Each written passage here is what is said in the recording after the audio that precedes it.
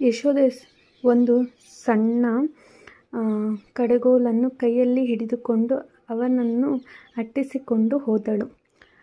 ಅವನು ಸ್ವಲ್ಪ ಹೊತ್ತು ಅಲ್ಲಿ ಇಲ್ಲಿ ಓಡಾಡಿಸಿ ಕೊನೆಗೆ ಯಶೋದೆಯ ಕೈಗೆ ಸಿಕ್ಕಿಬಿದ್ದ. ಆಕೆ ಅವನಿಗೆ 2 ಏಟು ಹೊಡೆಯುವಂತೆ ಭಾವನೆ ಮಾಡುತ್ತಲೇ ಅವನು ಬಹಳ ಪಟ್ಟವನಂತೆ "ಅಮ್ಮ, ಹೊಡೆಯಬೇಡಮ್ಮ" ಎಂದು ಅಳುವುದಕ್ಕೆ ಪ್ರಾರಂಭಿಸಿದ. ಆಕೆ ಮರುಕದಿಂದ "ತುಂಟಾ, ಬಾ, ನಿನಗೆ ಸರಿಯಾದ ಶಿಕ್ಷೆ ಕೊಡುತ್ತೇನೆ" ಎಂದು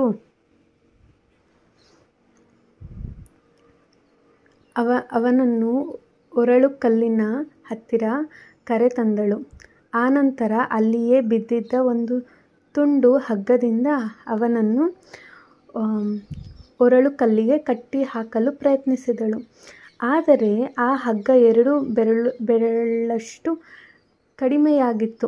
ಬೇರೊಂದು ಹಗ್ಗವನ್ನು ತಂದು ಅದರೊಡನೆ ಸೇರಿಸಿ ಕಟ್ಟಿ ಮತ್ತೆ ಅವನನ್ನು ಕಟ್ಟಲು ಪ್ರಯತ್ನಿಸಿದಳು. ಏನಾಶ್ಚರ್ಯ! ಅದೂ ಸಾಲದೆ ಬಂತು. ಇಷ್ಟಾದರೂ ಅವಳಿಗೆ ಅರ್ಥವಾಗಲಿಲ್ಲ. ಸಚ್ಚಿದಾನಂದ ಸ್ವರೂಪನಾದ ಶ್ರೀಕೃಷ್ಣ ಎಲ್ಲ ಬಂಧನಗಳನ್ನು ದಾಟಿದವನು ಎಂದು.